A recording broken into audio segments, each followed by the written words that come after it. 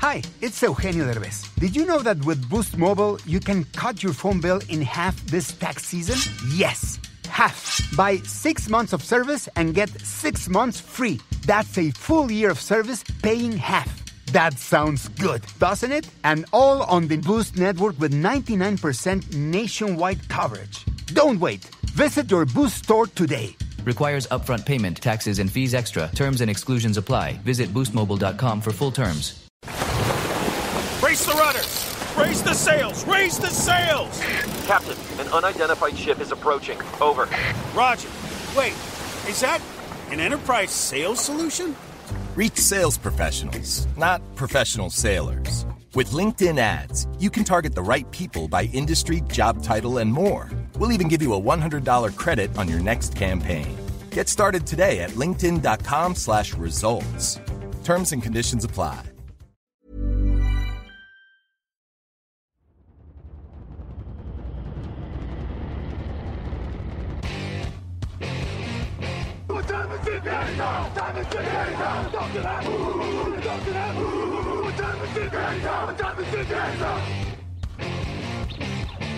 Got gun, Hulk left slot, Dixie left, T left, Mercedes, wide chip, Ricky, Fever left, 75, Katie, Omaha. We're good.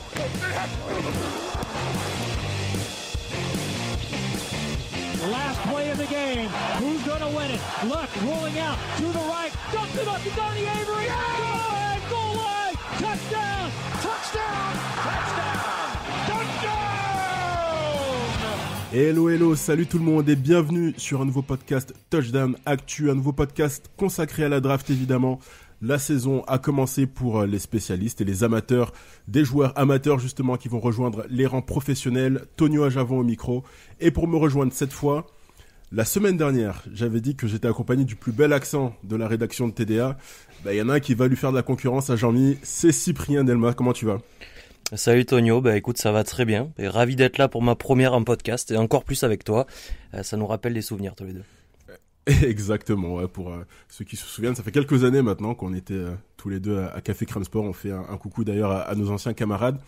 Mais là, cette fois, c'est pour TDA et avec un programme assez chargé. La semaine passée, on avait commencé cette saison draft avec le poste phare, les quarterbacks. Et cette semaine, c'est peut-être pas le poste phare, mais peut-être le plus dense de la QV 2025. Ce sont les running backs dont on va parler aujourd'hui. Et écoute Cyprien, je vais te poser une question toute bête, un peu générale pour commencer. Qu'est-ce qui fait que cette classe de running back 2025 est spéciale et si forte ? C'est qu'elle a tous les ingrédients, c'est-à-dire qu'il y a un haut de la classe qui est très très fort. Il manque peut-être, on y reviendra, un élite running back, mais en tout cas c'est quand même très fort en haut. Il y a une super profondeur sur les jours 2, les jours 3, et on peut avoir une vingtaine de noms appelés à la draft, et je ne serais pas choqué vu la qualité et la profondeur de cette classe. Ouais, effectivement, moi je pense que c'est le mot-clé, c'est profondeur. C'est le fait que moi je serais pas du tout étonné, pareil, qu'il y ait une vingtaine de noms qui soient draftés, et que même dans les tours 5, 6 et 7, voire les joueurs qui ne sont pas draftés, on retrouve des joueurs qui, sans être forcément titulaires, aient des rôles conséquents en NFL. Et évidemment, ce qui rend aussi cette classe si forte, c'est que tout en haut du panier, il y a des joueurs qui paraissent spéciaux, en tout cas avant le début de leur carrière professionnelle. Et le premier, c'est évidemment Ashton Jeanty, qui aurait dû, selon certains, remporter le Heisman Trophy, le trophée Heisman, si on le dit en français et dans l'ordre, du meilleur joueur universitaire la saison passée. On va commencer par parler de lui, Cyprien. Est-ce que d'abord, pour toi, c'est effectivement le coureur numéro 1 de cette draft 2025 ? Oui. Factuellement, oui, c'est le coureur numéro 1 parce que il a tout, il y a la production, il y a la qualité intrinsèque. Il manque peut-être quelques petites choses pour être parmi les meilleurs des meilleurs quand on le compare aux autres running backs de certaines drafts dans le passé. Mais de cette draft-là, oui, je pense que c'est le coureur numéro 1, même s'il y en a un ou deux qui peuvent essayer de le titiller un peu. On va entrer un peu dans le détail. Alors, pour ne rien te cacher et ne rien cacher à nos auditeurs, je suis tout à fait de ton avis. Il se détache un peu, même si, à mon avis, pas avec la marge que certains lui prêtent quand on écoute les analystes, notamment aux États-Unis. Mais je pense que c'est le coureur numéro 1 de cette QV. Et si on entre dans le détail, On va peut-être commencer par ses points forts. Qu'est-ce qui font que c'est un joueur qui pourrait s'imposer comme un titulaire en NFL? Pour moi, c'est vraiment l'équilibre qu'il a dans ses courses. C'est un joueur qui tombe très peu au sol. Enfin, quand je dis très peu au sol, il se fait plaquer, bien sûr. Mais il peut subir un grand nombre de contacts avant de tomber. Et ça, c'est la marque quand même de certains des plus grands. Je pense à Bijan Robinson, à Saquon Barkley. Ces gars-là, ils ont aussi un équilibre à toute épreuve. Et lui, il a ça. En plus, il a une bonne vitesse, bien sûr. Ensuite, il a des bons crochets, bien sûr. Et la vision de jeu qui est aussi présente. Donc voilà, il est globalement assez complet pour un running back moderne. Ouais, tu l'as très bien dit, et ça je crois que je l'avais déjà mentionné avec Victor quand on parlait des joueurs universitaires sur un podcast précédent. Ce qui saute aux yeux, même quand on connaît pas le football américain, même quand on regarde un match pour la première fois, c'est qu'effectivement il a un équilibre assez exceptionnel. J'avais utilisé cette analogie de balle rebondissante, c'est-à-dire que tu le touches, il tombe pas, il arrive à retrouver ses appuis, d'ailleurs il les perd jamais, ça le fait à peine changer de direction et il rebondit et continue sa course, et ça c'est vraiment une qualité, comme tu l'as dit, qu'on retrouve chez les plus grands et qui est très rare parce qu'on ne sait pas vraiment à quoi c'est dû, c'est pas quelque chose qui peut forcément se travailler. Lui en tout cas il l'a, c'est presque inné, ça repose évidemment sur des qualités physiques assez exceptionnelles, et puis pour le reste, sans être forcément je dirais A+, dans toutes les autres catégories, il reste excellent, c'est-à-dire un bon A, un bon 16 sur 20, que ce soit la vision, l'anticipation, l'accélération, aussi on l'a vu plein de fois cette année à l'université, et même la saison précédente, c'est que dès qu'il a un espace, il y arrive à s'engouffrer, et bonne chance pour le rattraper. Alors, évidemment, ce sera différent en NFL, il y a des joueurs un peu plus rapides, un peu plus costauds, mais je pense qu'il arrivera quand même à faire la différence sur une majorité d'actions, et c'est ce qui fait pour moi que c'est le coureur numéro 1. Je note quand même quelques points faibles. Est-ce que toi t'en vois de son côté? Ouais, je pense que c'est pas les mains les plus sûres du panel de running back qu'on a là. C'est pas quelqu'un qui va apporter énormément à la réception. À la limite, une soupape de sécurité quand il faut faire un check-down rapide, pourquoi pas s'il y a personne sur lui, mais ça peut pas être une option dans le jeu de passe en tout cas, pas une vraie option. Ouais, alors moi c'est pas tant les mains qui m'avaient choqué, c'est surtout, alors ça je sais pas si c'est plus un produit de l'attaque de Boise State ou une conséquence de ses défauts à lui, c'est que ses tracés sont très peu développés, quoi. Il a pas couru beaucoup de tracés entre guillemets originaux. C'était vraiment assez limité, et effectivement ça si on l'utilise dans le jeu de passe, je vois pas à quel point il pourrait faire la différence, surtout en NFL. Et puis surtout un autre point faible, alors, pour le coup qu'on peut pas lui imputer, c'est comme ça, c'est qu'il est petit, quoi. Il est petit, et c'est pas forcément un désavantage qui lui sera préjudiciable, c'est pour ça que qu'on l'a tous les deux en numéro 1, mais c'est ce qui fait qu'à mon avis il atteindra pas les sommets de, t'as mentionné tout à l'heure le nom de Saquon Barkley par exemple. Saquon Barkley, lui, il a la taille du running back prototype, quoi. Ashton Jeanty, c'est un peu plus limité, ça veut dire que les contacts, même avec son équilibre incroyable, contre des joueurs plus costauds, plus durs au mal, ce sera peut-être un peu moins efficient qu'à l'université, mais voilà, en dehors de ça, j'ai pas grand chose de négatif à noter de son côté. Est-ce que t'as d'autres défauts qui ressortent chez toi? Non, la taille évidemment. Alors c'est surtout que je projette ça sur la durabilité du running back. Je sais pas, quelqu'un de plus petit automatiquement va penser qu'il est plus fragile, donc je sais pas s'il est vraiment plus fragile, mais en tout cas, Jeanty a fait beaucoup de portée à l'échelon universitaire. L'an dernier, c'était 375. Il est de loin en tête de tous les coureurs à ce niveau-là, en tout cas au haut niveau universitaire. À prendre des coups, de beaucoup de coups. Donc je sais pas si ça l'émousse physiquement et si ça va avoir un impact sur sa carrière NFL. Parce que moi, voilà, c'est toujours quelque chose qui me fait un peu peur. C'est ce grand nombre de portées à l'échelon universitaire. J'ai l'impression que ça use les running backs. Je crois que ça fait pas peur qu'à toi, hein, ça fait peur à peu près à tout le monde. Il y en a un seul qui va contre cette règle des 300 portées à répétition par saison qui font mal au corps normalement, c'est Derrick Henry. On ne sait pas quand ça va s'arrêter pour lui, mais pour l'instant ça reste encore une exception, donc effectivement ça pourrait être, alors, sans être un red flag, peut-être un orange flag pour Ashton Jeanty à voir dans les années à venir. Ouais, non, pas un red flag. Ouais, ça va. Et après Genty, y a pas mal de noms très intéressants quand même dans ce tier 1, ce tier 1,5, peu importe comment on veut l'appeler. Et peut-être, on n'en a pas parlé avant l'émission, justement pour garder la surprise, peut-être qu'un de ces deux joueurs fait partie justement de ce tier 1 pour toi, Cyprien. Ce sont les deux running backs d'Ohio State, Trayvon Henderson et Quinshon Judkins, qui tous les deux ont fait des carrières assez remarquables du côté d'Ohio State. D'abord, selon toi, lequel des deux sera le meilleur pro ? Et est-ce que celui que tu vas citer fait partie d'une même catégorie qu'Ashton Jeanty, ou bien tu le mets un bon cran en dessous ? Alors il y en a un des deux, je pense que c'est mon running back numéro 3, faudra que je revérifie, et c'est clairement ma cam. Je sais pas si ce sera le meilleur pro des deux par contre, mais Trayvon Henderson c'est mon préféré en tout cas, à moi. Son style de jeu, donc je pourrais parler de lui longtemps, mais c'est un joueur qui est rapide, très rapide, aussi un petit gabarit comparé à la moyenne, mais qui sait courir aussi entre les tackles, donc c'est un peu antinomique, mais ça marche très bien. Il a un volume qui est très très bas et il reste très efficace sur ce volume, donc c'est à voir s'il peut quand même avoir cette étiquette en fait de numéro 1 en NFL et d'avoir un grand nombre de portées. C'est pour ça que je te dis que je ne sais pas si ce sera le meilleur pro, mais en tout cas ce qui est sûr c'est qu'il aura un impact dès le premier jour.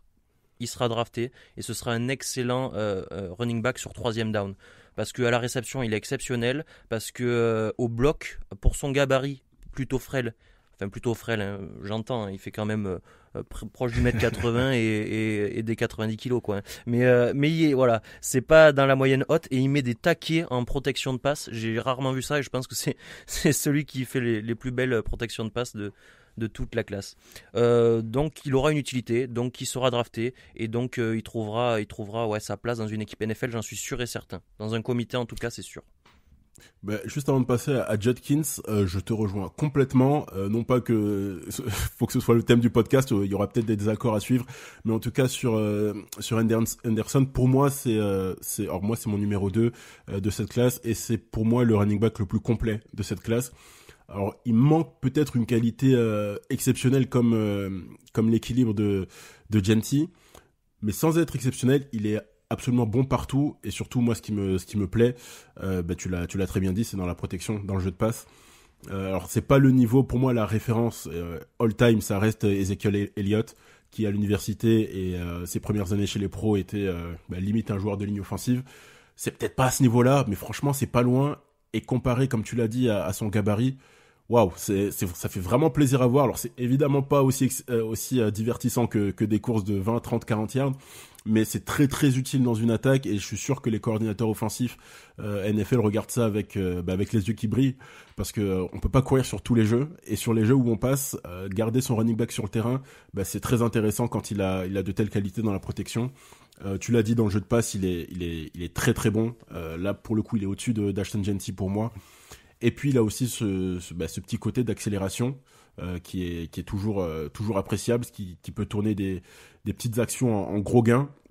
Donc tout ça mis bout à bout, c'est pour ça que moi c'est mon numéro 2, et c'est pour ça que je pense qu'il sera numéro 2, voire peut-être numéro 1 de certaines équipes, parce que finalement il y a très peu de soucis dans son jeu, quoi. C'est un joueur qui est assez complet.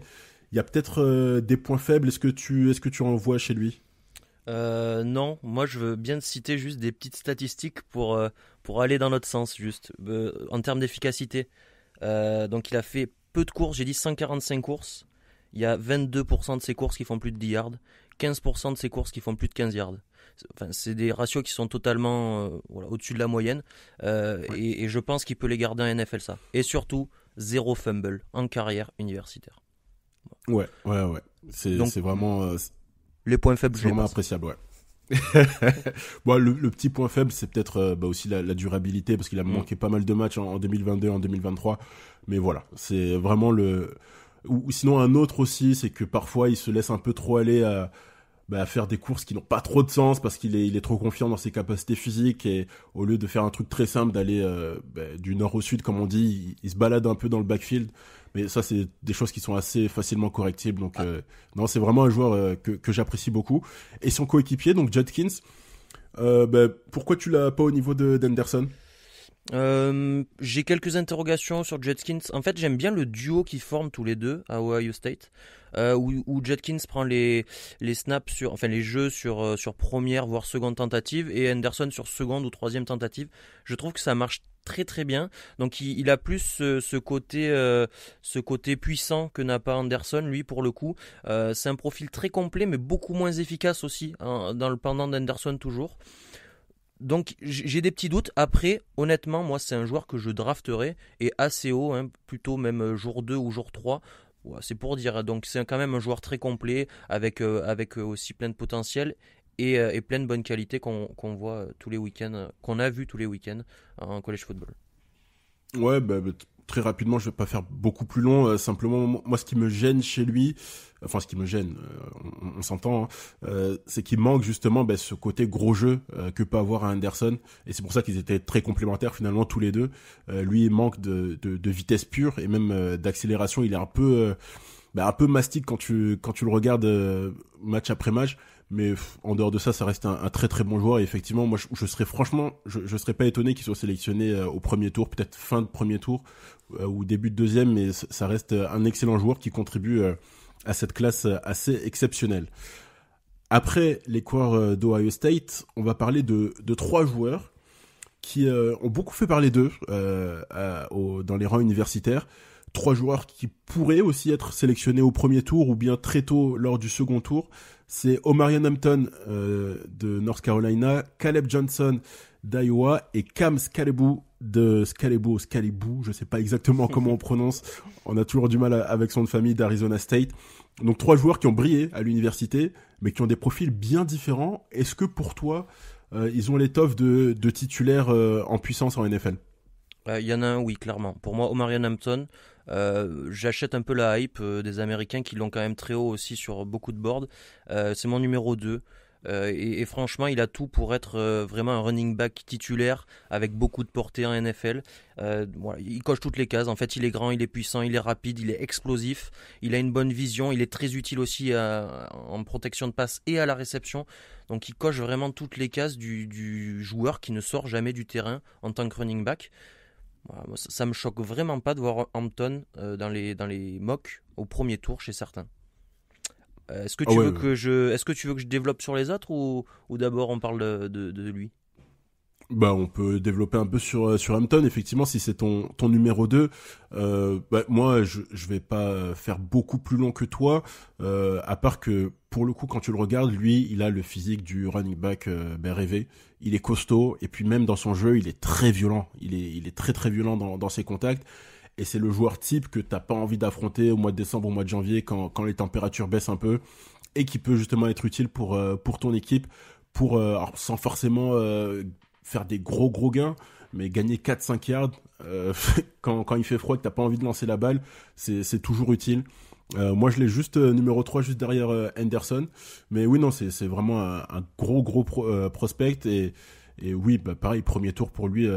Alors, on en discutera peut-être un peu à la fin du podcast. Il y a certains joueurs qui pourraient ne pas se retrouver au premier tour, justement à cause de la densité de la classe. Mais en tout cas, il en a largement le talent pour moi.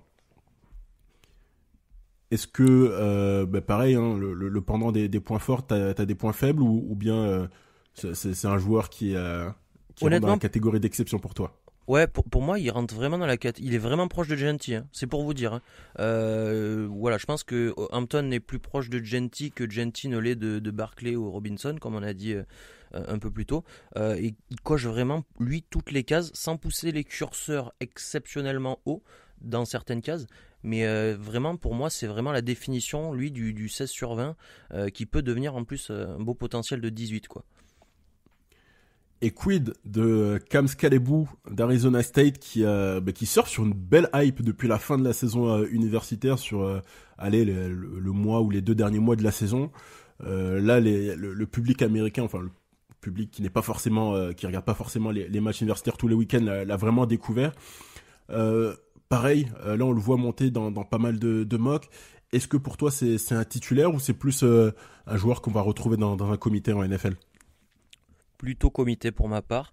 En fait, c'est un profil qui me fait un peu peur et qui par le passé, je pense, n'a pas très bien transcrit en NFL. C'est-à-dire que c'est un joueur qui fait quand même beaucoup de portée. Il a un gros volume, près de 300 tentatives de course. Beaucoup de courses dans l'intérieur de sa ligne, en gap, dans un système de gap. Et donc beaucoup de courses qui sont pas très efficace, où il prend des coups. Je parlais tout à l'heure des courses qui font plus de 10 yards. Lui, sur toutes ses tentatives, il est juste à 15%, ce qui est beaucoup moins que la moyenne, enfin beaucoup moins, qui est moins que la moyenne, mais en pourcentage, ça fait quand même, c'est représentatif. Et pourtant, c'est un joueur qui casse beaucoup de plaquages, parce qu'il a des qualités, lui aussi, d'équilibre, de puissance. Il joue très bas quand il rentre en contact avec les défenseurs. Mais voilà, comme je l'ai dit, c'est le genre de profil qui est un peu, à mon sens, à pile ou face quand tu le prends à la draft. Soit tu tombes sur un mec qui arrive à faire le dernier pas, la dernière marche, et qui continue d'avoir cette domination physique en NFL, soit la marche est trop haute et la domination physique des lignes défensives NFL prennent le pas, et voilà, ça fait un joueur qui joue quelques années et au revoir. C'est un peu l'opposé pour moi d'Henderson, dans le sens où Henderson, on disait qu'il avait des qualités dont raffolent les coordinateurs offensifs et les entraîneurs. Scalabous, c'est un peu l'inverse. C'est-à-dire que protection de passe, il est moyen, voire assez mauvais. Il perd pas mal de ballons, il fumble pas mal. Et surtout, il manque de vitesse. Il manque beaucoup de vitesse, ce qui fait qu'en fait, il se repose beaucoup sur sa technique, si on peut parler de technique pour un poste où on voit quand même pas mal de puissance. C'est-à-dire qu'il a une belle vision, il a un bel équilibre, il est patient quand il court. Mais est-ce que ça va suffire pour être titulaire en NFL? À mon avis, non. En revanche, c'est une pièce qui peut être utile s'il continue, comme tu le dis, sur sa progression qu'il a montré ces derniers mois. Il peut être carrément utile dans un comité. Il peut jouer 50-60% des snaps sans problème. Enfin, des snaps pour les running backs, j'entends. Peut-être pas sur le terrain tout le temps. Et oui, non, c'est un profil que moi, je mettrais pas de red flag absolu. J'ai pas un énorme doute sur le fait qu'il puisse jouer en NFL. Par contre, être un titulaire, voire une star, pour moi, je vois pas le chemin. When you're a forward thinker, the only thing you're afraid of is business as usual. Workday is the AI platform that transforms the way you manage your people and money today, so you can transform tomorrow. Workday, moving business forever forward. Does it ever feel like you're a marketing professional just speaking into the void? Well, with LinkedIn ads, you can know you're reaching the right decision makers. You can even target buyers by job title, industry, company, seniority, skills. Wait, did I say job title yet? Get started today and see how you can avoid the void and reach the right buyers with LinkedIn ads. We'll even give you a $100 credit on your next campaign. Get started at linkedin.com/results. Terms and conditions apply. On va passer au dernier... Pardon, ouais, vas-y. Non, je voulais juste rajouter que à la réception, ça peut être une solution aussi quand même. L'attaque d'Arizona State tournait globalement à 95% autour de lui, et même à la réception, il arrivait à faire des statistiques et à être correct. Donc ça peut être une solution, et ça, c'est quelque chose que peuvent aimer, cette polyvalence, entre guillemets, je mets polyvalence, pardon. C'est quelque chose que peuvent aimer les coordinateurs.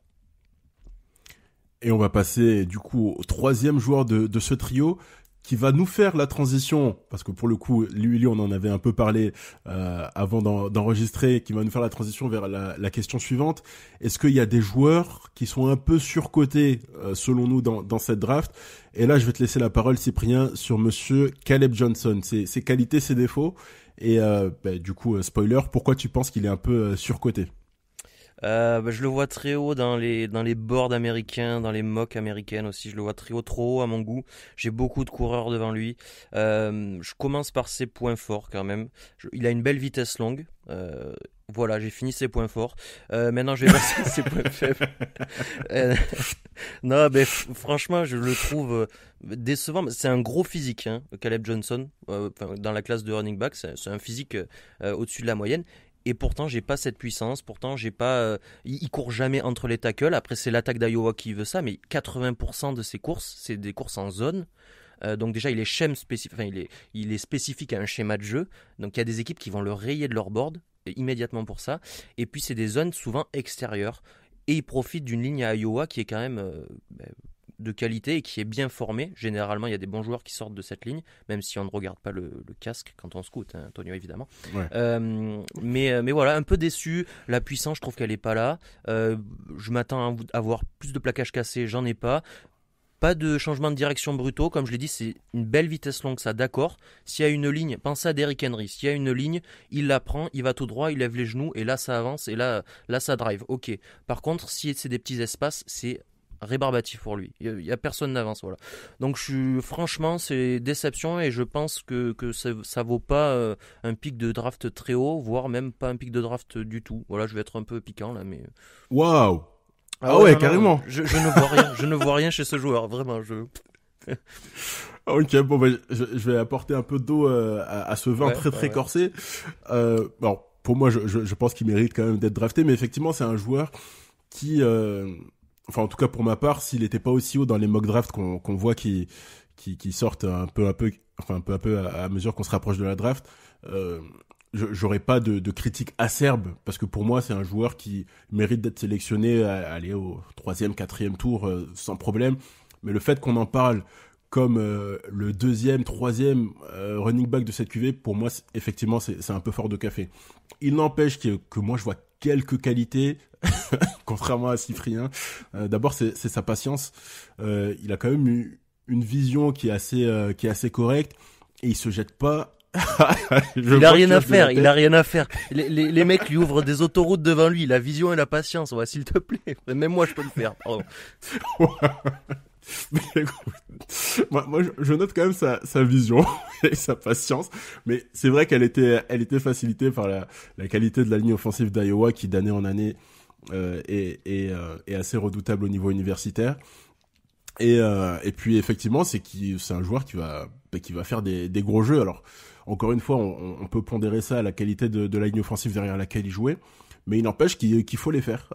Il y a plein de joueurs qui ont des belles lignes et qui ne font rien du tout. Donc voilà, clairement pour moi c'est pas le 2e ou le 3e running back de cette QV. Donc oubliez les mock drafts, en tout cas à notre humble avis, que vous voyez sortir, peut-être pour faire un peu de buzz, peut-être qu'il y a les agents qui fonctionnent bien aussi derrière. Mais il n'empêche qu'à mon sens, ça peut être un joueur de qualité. Vas-y, reprends la parole. Non, c'est juste pour finir sur une note positive. Il a quand même une bonne protection de balle puisqu'il ne fumble jamais. Voilà, faut le donner à César ce qui appartient à César. Allez, c'est quand même appréciable. Et puisqu'on est sur les joueurs surcotés, est-ce que tu en as un autre ou deux autres à nous mentionner, ou pour toi c'est bon? C'est vraiment Caleb Johnson qui a tiré des critiques? Non. Honnêtement, moi c'est vraiment juste celui-là. Les autres, je les trouve plutôt pas mal cotés. Ok, on va passer à la question inverse. Est-ce qu'il y a des joueurs qui ne sont pas très hauts dans les mock drafts qu'on voit sortir et qui pourtant mériteraient un peu plus de hype selon toi, tes sleepers de la QV de running back 2025? Le premier pour moi c'est DJ Giddens qui sort de Kansas State. Je trouve qu'on n'en parle pas assez. Globalement, je vais reprendre ce qu'on a dit sur Trevion Henderson et je pense que c'est applicable à lui. Voilà, quelqu'un qui... Alors, applicable à lui, mais lui, je trouve qu'il y a plus de potentiel en tant que porteur numéro 1 d'une équipe. Parce qu'il y a peut-être un peu plus de physique déjà, 1m83, presque 100 kg, ça doit tourner autour de ça, plus lourd, plus grand que Henderson. Par contre, une super vision, des super appuis, au jeu de passe, il participe grandement à la réception, plutôt qu'en pass protection, parce qu'en protection de passe, c'est peut-être là où il est un peu en recul, mais même si c'est convenable. Voilà. Et explosif, des bons steps. Il fait un super combine aussi. Je pense que ça augmente peut-être un peu sa cote dernièrement. Mais moi, je le prendrais vraiment dans le 2e jour, donc 2e ou 3e tour. Si on a loupé Henderson, pour moi, c'est le joueur à prendre dans le même rôle. Un deuxième sleeper dont tu voulais parler, celui-là, il nous vient de Syracuse, Linquint Allen. Qu'est-ce que tu peux nous dire sur ce joueur? Ouais, alors... Profil aussi particulier, globalement c'est le meilleur des running backs à la réception, en tout cas dans les statistiques sur les 2 dernières saisons, mais même sur le terrain, je dis dans les statistiques, on le voit, les statistiques ne trompent pas trop. 7,9 yards à la réception, excellent, 61 réceptions, donc quand même une grande confiance dans le jeu de passe de la part du staff. 484 yards, donc 460 après réception. Voilà, c'est une arme dans le jeu court. pour amener des yards. Et ça, c'est toujours appréciable dans n'importe quelle équipe NFL, je pense, d'avoir ce joueur un peu spécifique, on va dire, à ce rôle. Sachant qu'en plus, attention, hein, il court plutôt pas mal, les Quinn Allen. Mais voilà, au moins sur ce rôle, il trouvera quelque chose à faire. Et surtout, c'est peut-être le meilleur passeur, ou en tout cas un des tout meilleurs passeurs joueur à la passe de cette cuvée de running back. Et surtout, il a un seul fumble en plus de 500 portées dans sa carrière universitaire. Donc malgré le fait qu'il soit extrêmement sollicité et productif dans le jeu de passe, il perd très très peu de ballons. Donc c'est évidemment... les mains sont excellentes. 4,1% de drop, c'est ridicule pour un running back. Et un dernier pour la route, un dernier joueur qui fait partie de tes sleepers sur lesquels il faut garder un œil avant la draft du mois prochain. Alors je vais écorcher son nom parce que c'est dur à dire. Bayshul, je pense que c'est Bayshul Tuten. On va partir là-dessus, allez. Voilà, qui vient de Virginia Tech, qui lui aussi a fait quand même un beau bond après le combine parce qu'il a cassé les compteurs du combine au poste de running back. Et donc ce joueur un peu plus petit que ceux que j'ai cités avant. Il a des stats absolument folles, des stats athlétiques, absolument folles. Il casse aussi énormément de plaquages, il fait beaucoup de courses qui font plus de 10 yards, donc il est quand même efficace, même si, comme ce que j'avais dit à Caleb Johnson, là on est sur un joueur qui joue en zone, mais ça me choque moins parce que c'est plus un profil électrique, tu vois, c'est plus un profil qui va chercher les différences dans les petits espaces, et lui il les fait, les différences dans les petits espaces, et dans les espaces larges, avec ses crochets aussi il fait des différences. Donc voilà, je pense que Tuten ça peut être le joueur qu'on voit pas arriver, beau profil athlétique et qui va au fur et à mesure des saisons NFL prendre de l'expérience et puis pourquoi pas arriver sur un poste un peu plus premium pour lui à un moment dans une équipe. Eh ben je vais enchaîner sur mon sleeper à moi parce que j'en ai qu'un seul.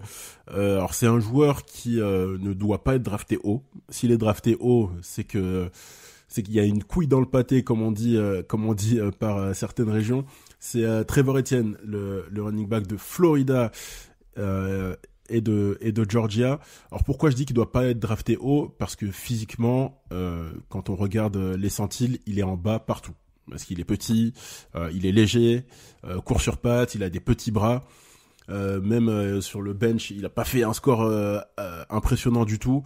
Physiquement, il est pas du tout le prototype et il sera jamais titulaire en NFL. En revanche, il a des qualités, sa vision. On parlait tout à l'heure pour Caleb Johnson, lui qui était aidé par sa ligne offensive. Ils avaient une bonne ligne offensive à Georgia, mais la vision de Trevor Etienne, pour moi, elle est incroyable. Il sait justement ne pas s'engouffrer dans des brèches dont il pourra pas sortir à cause de son physique. Il est très intelligent dans ses courses. Et la phrase qu'on ressort souvent à cette saison quand on parle de draft, il a les qualités de ses défauts. C'est que effectivement il est petit, il est léger, ça l'aide pour changer de direction. Il part très très vite de gauche à droite, une vitesse latérale assez incroyable. Il est assez sûr également dans le jeu de passe.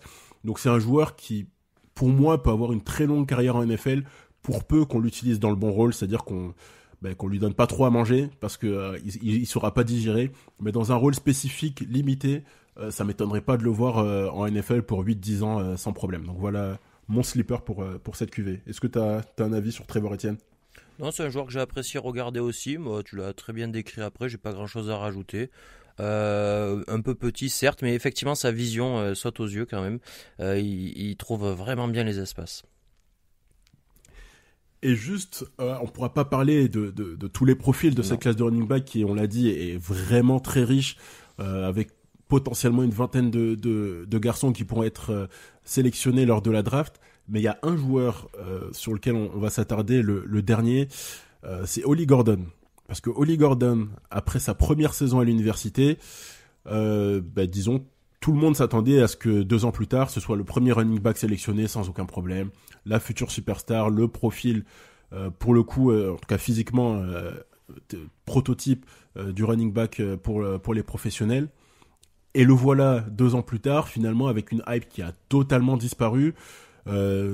Beaucoup d'équipes, en tout cas certaines équipes, l'ont complètement rayé de leur board à cause de ses soucis en dehors du terrain. Qu'est-ce qu'on fait d'Ollie Gordon et qu'est-ce que tu fais toi d'Ollie Gordon si t'es general manager? Est-ce que c'est un pari à tenter au vu des qualités qu'il a montrées lors de sa première saison, ou bien comme la plupart des gens tu te dis que bon c'est un joueur finalement assez moyen? Pour moi c'est un pari à tenter. Je vais te prendre un pendant qui est représentatif, je ne sais pas, mais qui est marrant puisque c'est Chuba Hubbard pour moi. Est-ce que tu te souviens de Chuba Hubbard en college football, Tonio? Pas vraiment. Chuba Hubbard, c'est une saison sophomore à 2 milliards à la course. Et la saison d'après, c'est 600 yards, il se blesse un peu. Tout le monde l'oublie, alors qu'il est exceptionnel l'année d'avant. Il est drafté par les Panthers en 4e tour, je sais plus quelle position exacte, mais 4e tour. Et finalement, c'est le running back numéro 1. Il prend un nombre de portées exceptionnel. Et il fait le taf, quoi. Il fait le taf pour les Panthers. Ils l'ont re-signé. En plus, ils lui ont donné des sous. T'imagines un running back. Donc, pour moi, c'est un peu la même courbe. Alors, c'est marrant que ce soit Oklahoma State aussi. C'est la même fac, mais bon. Ouais. Voilà, je sais pas. Ils aiment bien. Ils aiment bien faire ça avec le running back. Mais il y a vraiment. Il y a des choses à pas jeter quoi dans Ollie Gordon. Déjà, c'est super taille aussi. Donc, un profil physique qui est très intéressant. Grand, lourd, il est bon en pass protection, donc en protection de passe, pardon, je fais des anglicismes, décidément. Donc il aura toujours une utilité. Et puis on peut s'arrêter en fait à la saison 2023 où il fait 1700 yards à la course. Et puis il y a plein de qualités qu'on voit là.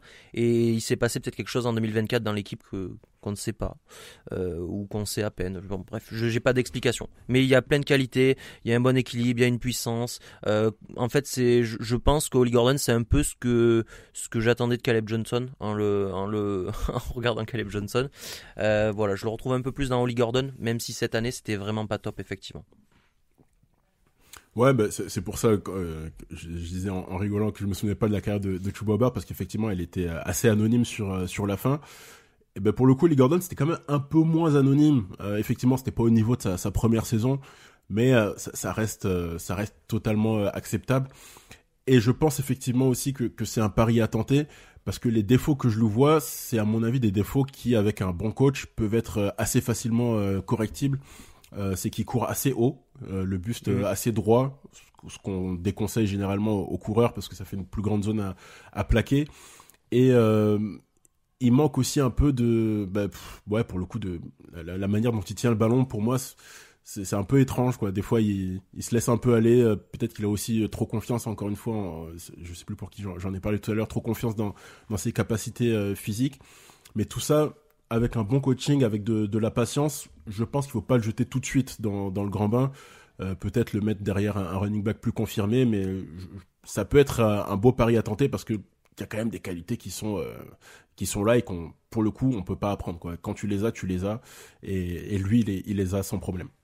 Ouais, attention, c'est pas le plus explosif non plus de la classe. Hein. Moi, j'ai trouvé personnellement pas une capacité d'accélération folle, même si vitesse longue, c'est souvent le revers de la médaille pour ces joueurs qui sont grands. Hein. La vitesse longue, quand il y a de l'espace devant eux, c'est souvent ça passe parce que c'est difficile à arrêter.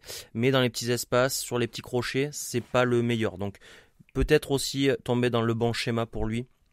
Comme beaucoup d'autres hein, bien sûr, mais lui plutôt un schéma dans un comité, plutôt peut-être des courses de zone, peut-être ça lui irait mieux. Je sais qu'il a beaucoup joué de gap à Oklahoma State et des courses de zone lui iraient peut-être mieux quand même.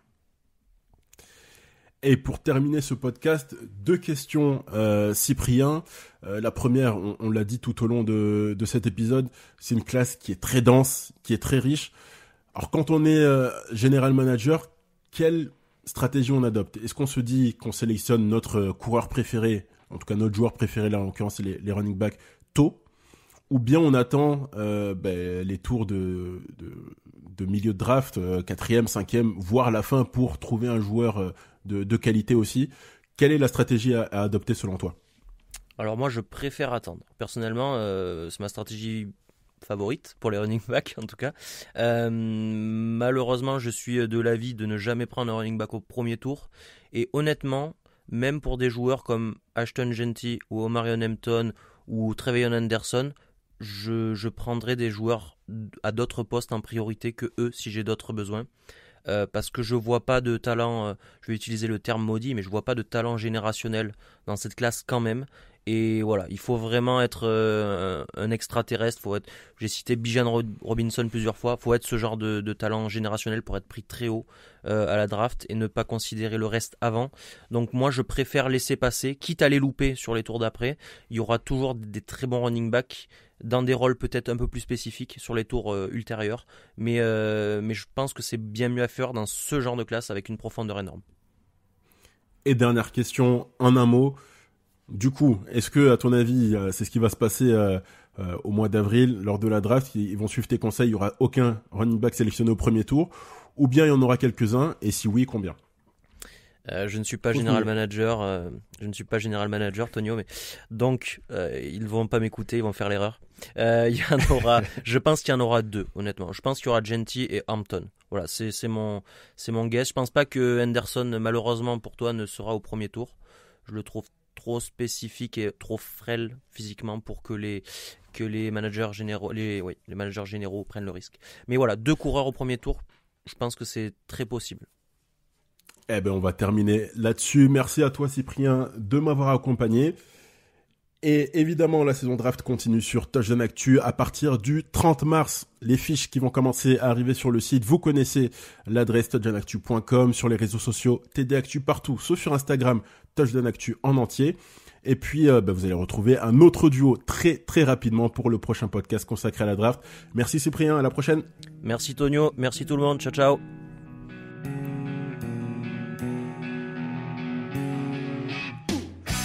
Analyse, fromage et jeux de mots, tout sur le foutu est en TDAQ.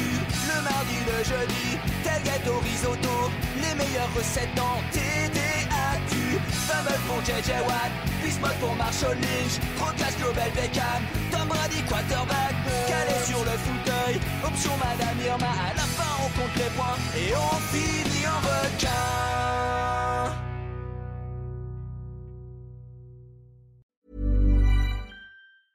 When you're a forward thinker, the only thing you're afraid of is business as usual. Workday is the AI platform that transforms the way you manage your people and money today, so you can transform tomorrow. Workday, moving business forever forward. Does it ever feel like you're a marketing professional just speaking into the void? Well, with LinkedIn ads, you can know you're reaching the right decision makers. You can even target buyers by job title, industry, company, seniority, skills. Wait, did I say job title yet? Get started today and see how you can avoid the void and reach the right buyers with LinkedIn ads. We'll even give you a $100 credit on your next campaign. Get started at linkedin.com/results. Terms and conditions apply.